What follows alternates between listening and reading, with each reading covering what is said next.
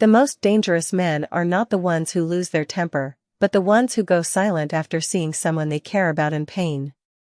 The rain fell steadily across Manhattan, turning the city into a blur of silver lights and dark glass. Inside the Romano estate, most of the staff had already gone home. The mansion was quiet except for the distant ticking of an antique clock and the soft crackling of a fireplace in the west wing.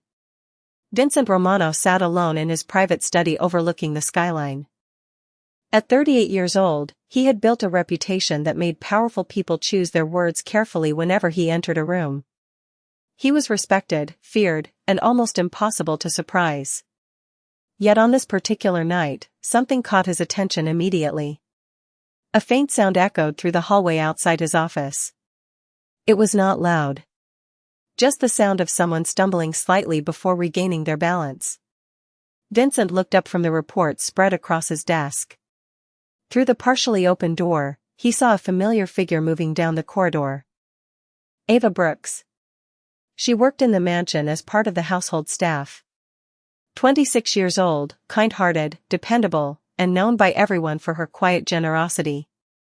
She was the sort of person who remembered birthdays, helped new employees settle in, and somehow made difficult days easier for the people around her.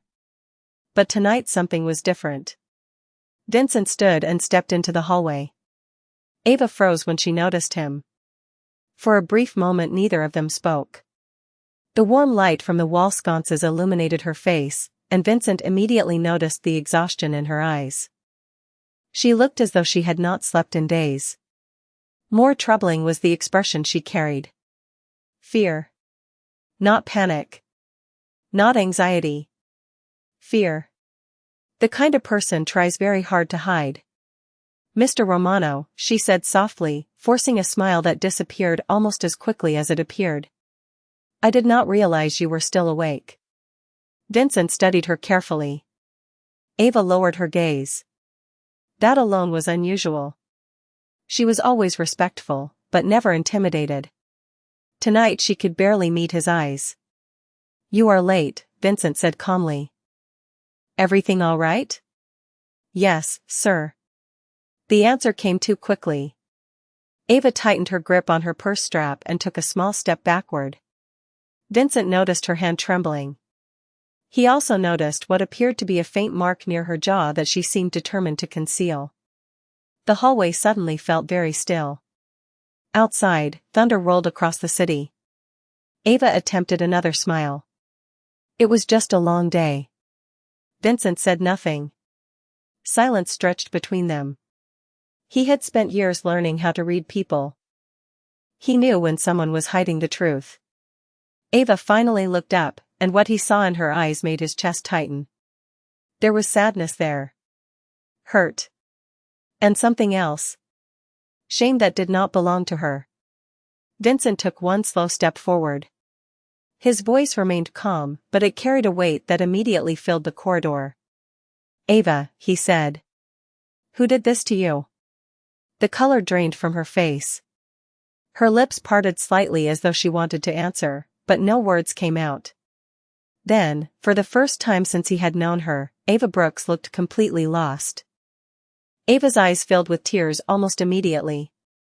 She looked away, embarrassed by them, and for a moment Vincent thought she might simply leave without saying another word.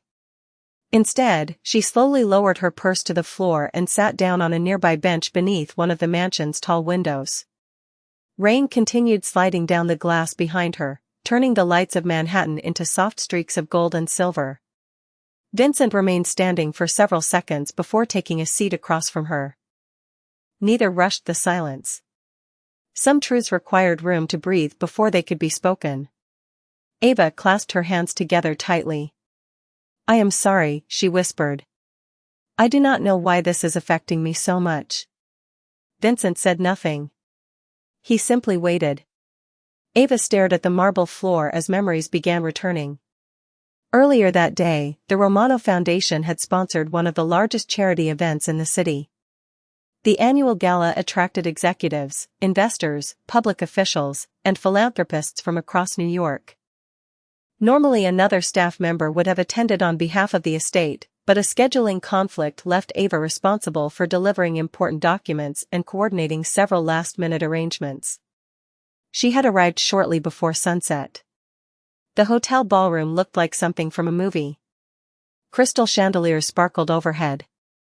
Hundreds of guests moved through the room dressed in designer suits and elegant evening gowns. Ava remembered feeling slightly out of place but determined to do her job well. At first everything had gone smoothly. She delivered the documents, confirmed the schedule, assisted event organizers whenever they needed help. Then something unexpected happened. Near one of the donation displays, a young girl became separated from her parents and started crying. While many guests continued their conversations, Ava stopped what she was doing and helped comfort the child until her family was located. Several people noticed. Some thanked her. Others began asking questions. Who was she? Which company did she represent? Why had they never seen her before? Ava answered politely. She worked for the Romano estate. Nothing more. The reactions changed almost immediately. Smiles became forced. Conversations shifted. A few guests suddenly treated her as though she no longer belonged in the room. Ava tried to ignore it. She had experienced judgment before. Growing up, she learned that kindness often mattered more than approval. Yet something about that evening felt different. The comments became increasingly personal. Not loud enough to create a scene. Not obvious enough for security to intervene. Just small remarks designed to make someone feel unwelcome. Ava swallowed hard. Even now the memory stung. I kept telling myself it did not matter, she said quietly. They were strangers. Vincent watched her carefully. The sadness in her voice suggested there was still more she had not shared. Outside, thunder rolled across the skyline once again. Ava wiped away another tear and looked toward the rain-covered window. Whatever happened after the gala was clearly the part she feared most. And as Vincent studied her expression, he realized the story was only beginning. For a long moment, neither of them spoke. The rain tapped softly against the glass while the distant city shimmered beneath storm clouds. Ava drew a slow breath and tried to steady herself. She hated feeling vulnerable. Ever since she was a little girl, she had learned to carry burdens quietly. Her mother used to tell her that dignity was not something other people could give you. It was something you carried inside yourself. Tonight, however, that dignity felt shaken. Vincent remained seated across from her. He did not interrupt. He did not pressure her. His silence somehow made it easier to continue. Ava looked down at her hands. After I helped the little girl find her parents, a few people started talking to me, she said. At first I thought they were just being friendly. She remembered the ballroom clearly. Crystal lights sparkling overhead. Soft music drifting through the crowd. Waiters moving between tables carrying silver trays. The atmosphere had seemed elegant and welcoming. Then the questions began. One guest asked which company she represented. Another asked whether she worked in hospitality. When Ava explained that she worked at the Romano estate, several smiles changed instantly. She could still remember the expressions. Not anger. Not hatred. Something colder. Dismissal. As though her value had suddenly decreased the moment they learned her position. They kept asking why I was there, Ava said quietly. Not directly. Just little comments. Questions that were not really questions. Vincent listened carefully. Ava continued. One man joked that charity events were becoming very inclusive these days. Another asked if I was delivering packages. People laughed. Her voice weakened. I laughed too. I thought if I acted like it did not bother me, it would stop. But it had not stopped. The comments continued throughout the evening. Every remark seemed designed to remind her that she did not belong among them. Nobody shouted. Nobody caused a scene. That was what made it worse. Everything was hidden beneath polite smiles and expensive manners. Ava remembered standing near one of the ballroom exits, hoping to leave quietly once her responsibilities were complete. Instead, several of the same men approached again. They spoke about success, status, and influence. Then they began comparing people. Some people mattered, they said. Others did not. Some people belonged in boardrooms. Others belonged in service uniforms. The message was obvious even when her name was never mentioned. Ava swallowed hard. The memory still hurt. I know they were only words, she said. But after a while it felt like they were trying to convince me that my life mattered less than theirs. The hallway became silent again. Vincent's expression never changed, yet something behind his eyes grew darker. Not anger. Resolve. Ava noticed it immediately. Outside, lightning flashed across the distant skyline. She looked away and closed her eyes briefly. I thought leaving would solve everything, she whispered. I thought once I walked out of that ballroom, the night would be over. A tear slipped down her cheek. But that was not what happened. Vincent leaned forward slightly. For the first time since the conversation began, he sensed they were approaching the real reason she had returned home looking so afraid. And whatever came next was clearly the part she had been trying hardest not to remember. The ballroom should have been the end of it. Ava remembered stepping into the quieter corridor outside the event space and feeling relieved that she could finally leave. The music faded behind her. The laughter became distant. For the first time all evening, she thought she could breathe. She headed toward the elevators carrying her folder and purse, focused only on returning to the Romano estate. Then she heard footsteps behind her. Several of the same men from earlier had entered the corridor. They were still smiling. Still laughing.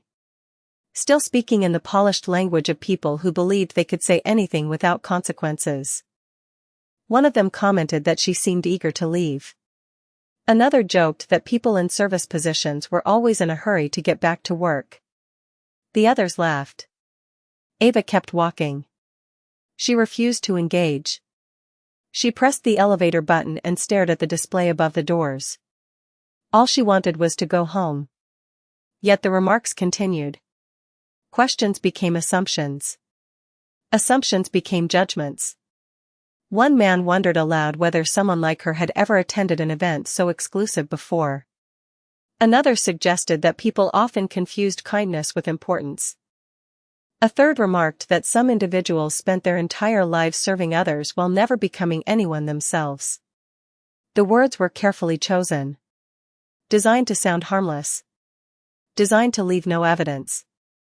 Yet every sentence carried the same message. You do not belong here. Ava felt her face grow warm. Around them, several guests passed through the corridor. Some heard what was happening. None intervened. Most simply looked away and continued walking. That silence hurt more than the comments themselves. She had spent years believing that if she treated people with respect, most would do the same. Tonight she was learning a different lesson. The elevator finally arrived. Ava stepped inside, hoping the encounter was over.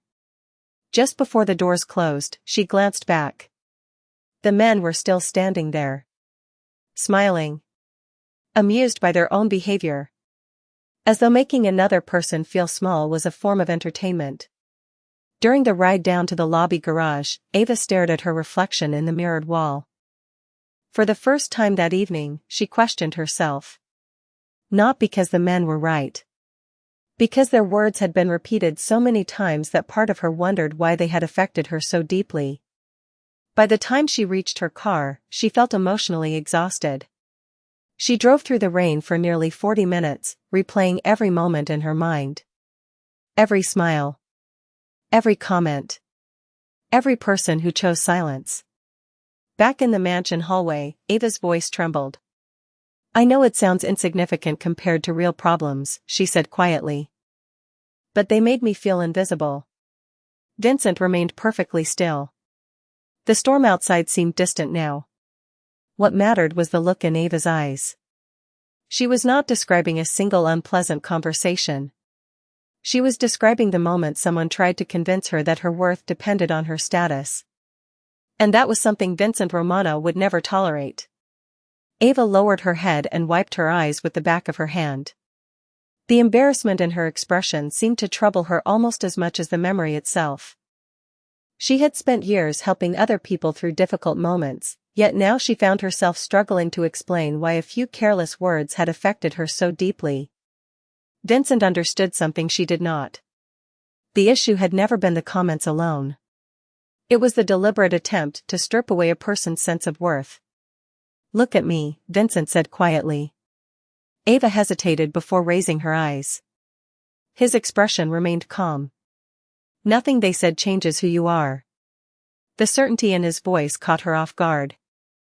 For a moment she simply stared at him.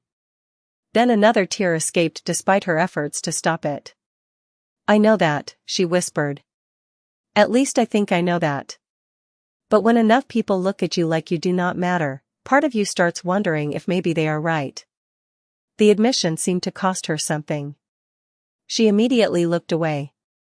Vincent leaned back slightly in his chair. Outside, the storm continued rolling across the city.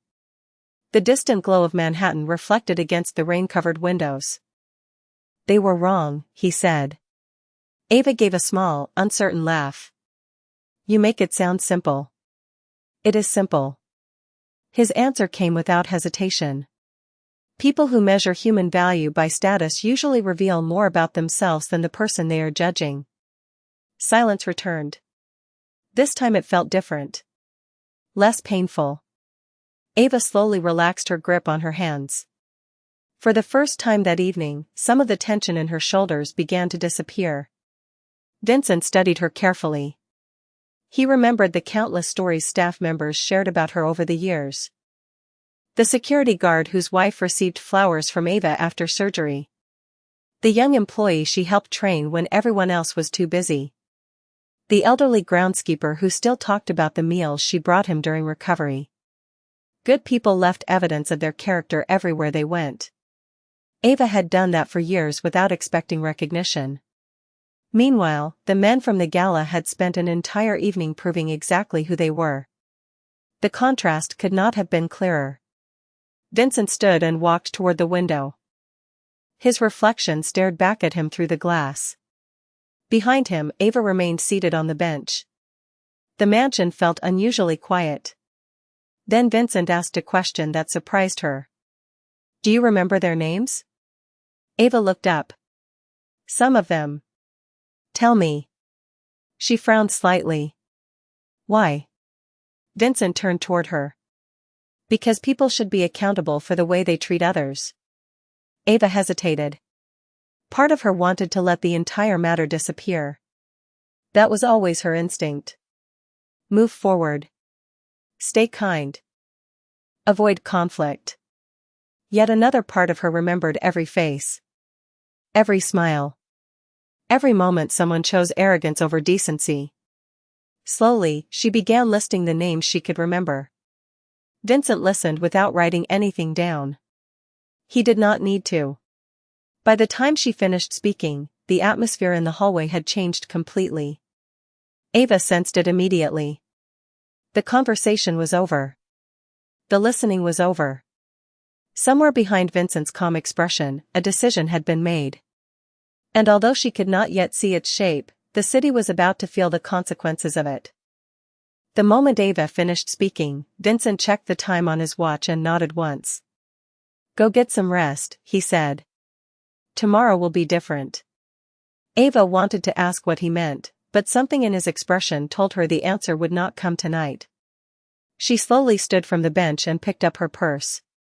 For a brief moment, she looked as though she wanted to apologize for bringing him the problem at all. That alone irritated Vincent.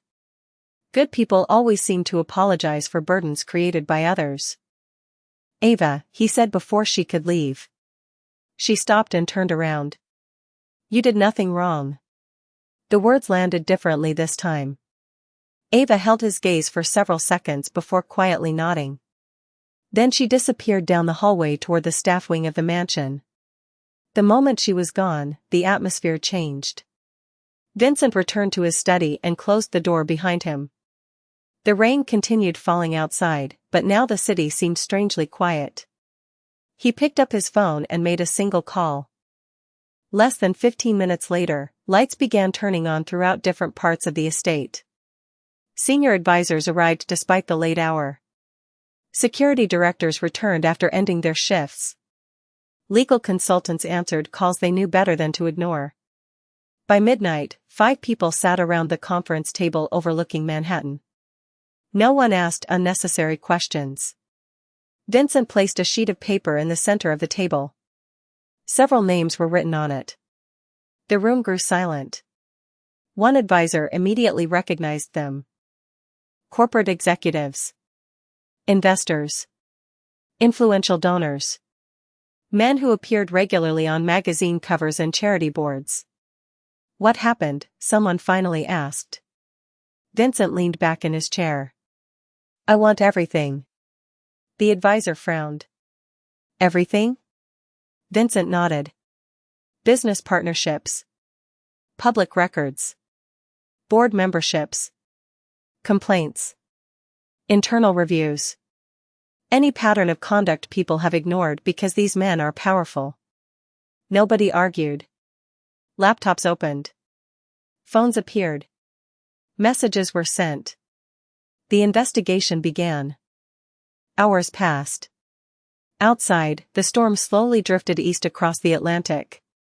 Inside the conference room, information accumulated at an astonishing pace. By 2 o'clock in the morning, a clearer picture had begun to emerge. Several of the men shared overlapping business interests. Others sat on the same nonprofit boards. More importantly, multiple former employees described similar attitudes behind closed doors. Not crimes. Not scandals. Something far more damaging. Arrogance. Disrespect. A habit of treating people differently depending on their social status.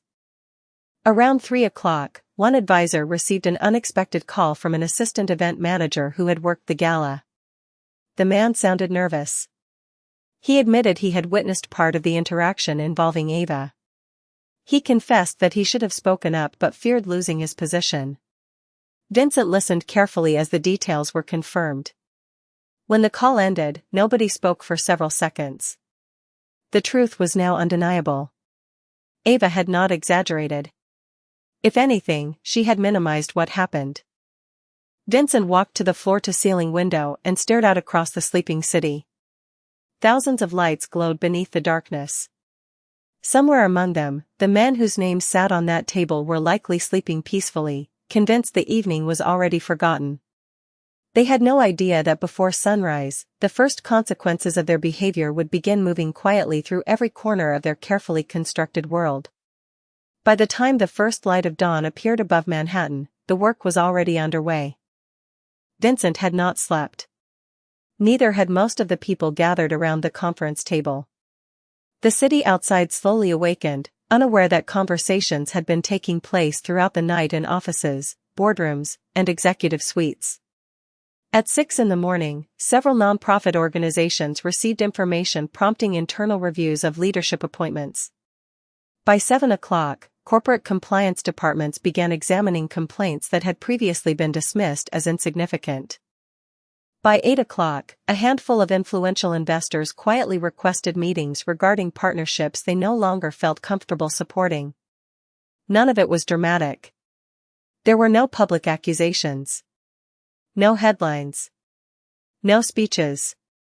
Just questions. And questions had a way of becoming very expensive for people whose reputations depended on certainty. Meanwhile, Ava woke later than usual. The rain had stopped. Sunlight filled her small room inside the estate, and for the first time in days she felt something close to peace. She still remembered every word from the gala, but the weight seemed lighter now. She could not explain why. Downstairs, staff members moved through their normal routines. Breakfast was prepared. Schedules were organized. The mansion appeared unchanged. Yet beneath the surface, information continued moving across the city. Around mid-morning, one of the executives whose name Ava had mentioned received a call informing him that a charitable foundation wished to postpone his upcoming appointment.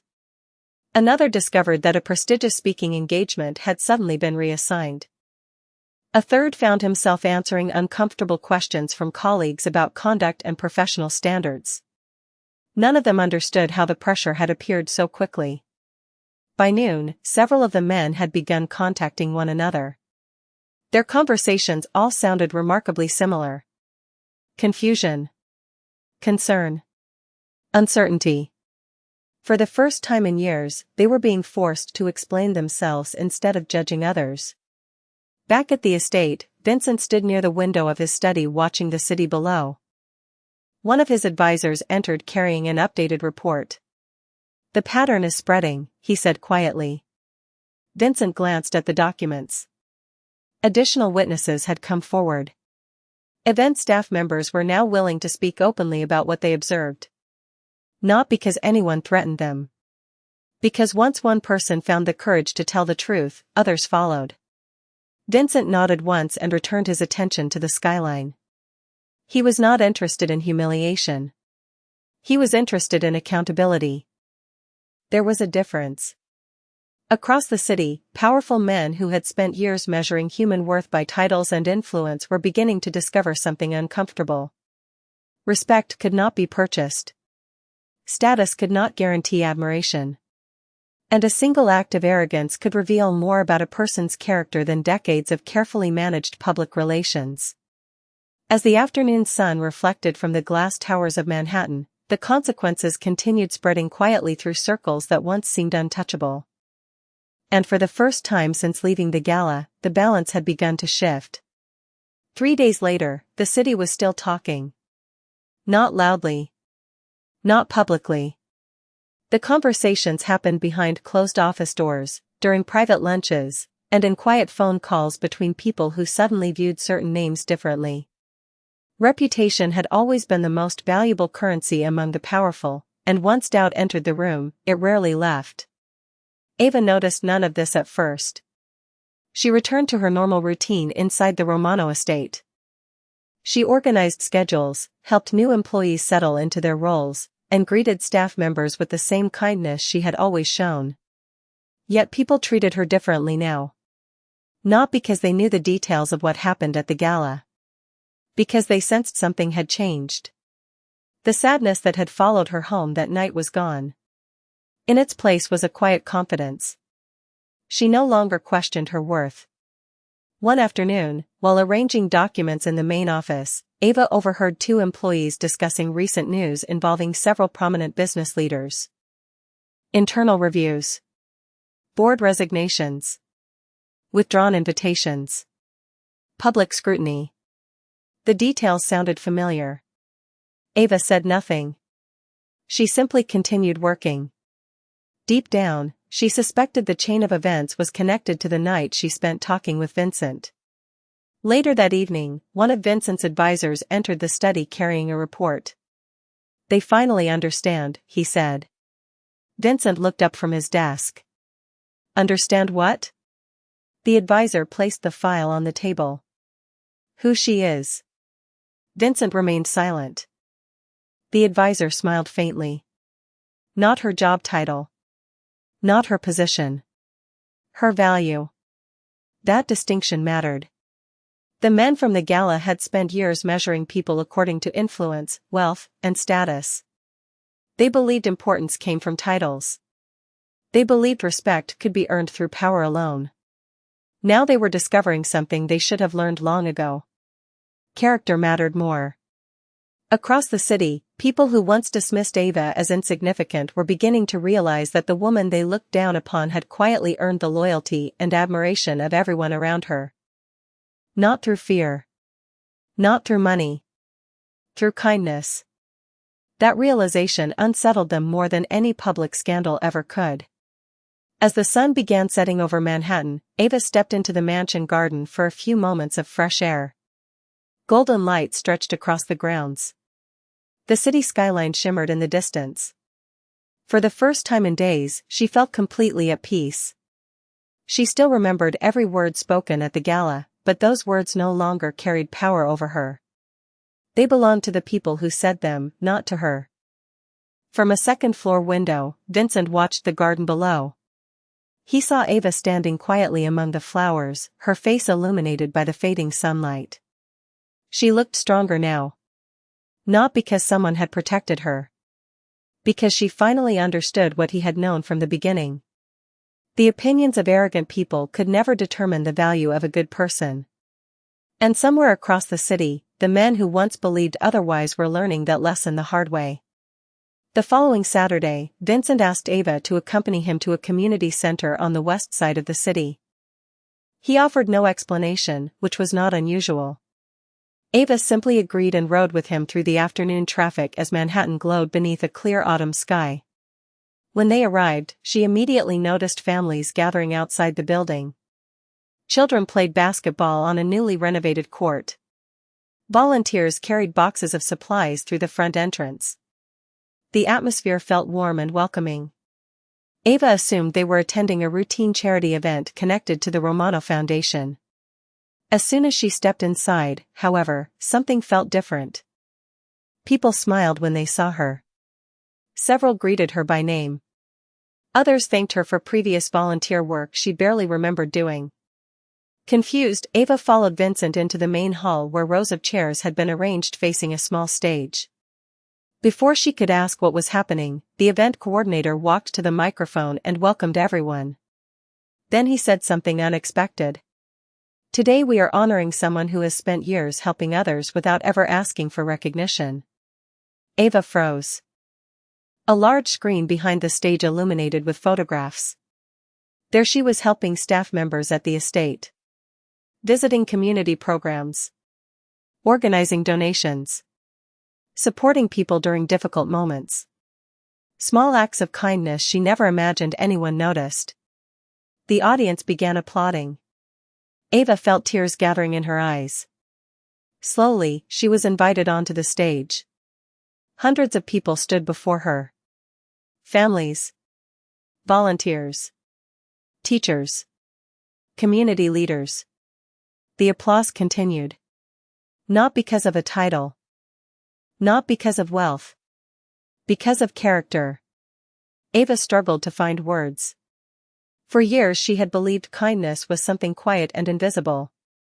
Yet somehow every small act had left a mark on the people around her. When the ceremony ended, she stepped down from the stage and found Vincent standing near the back of the room. The crowd continued celebrating around them. "You arranged this," she said softly. Vincent shook his head. "No." Ava looked at him. "Then who did?" A faint smile appeared on his face. "Everyone whose life you made better." Ava looked around the room once more. For the first time, she understood. The people who tried to make her feel insignificant had failed. Not because someone powerful protected her. Because her value had never depended on their approval. It came from who she was. Outside, the evening sun painted the city in shades of gold and amber. Children laughed in the distance. Families gathered together. Life moved forward. Vincent watched the crowd celebrating Ava and quietly turned toward the exit. He had done what needed to be done. The rest belonged to her. As Ava stood surrounded by people whose lives she had touched, she finally realized that dignity could never be taken away by arrogance, status, or cruel words. And that day, the city remembered what dignity looks like.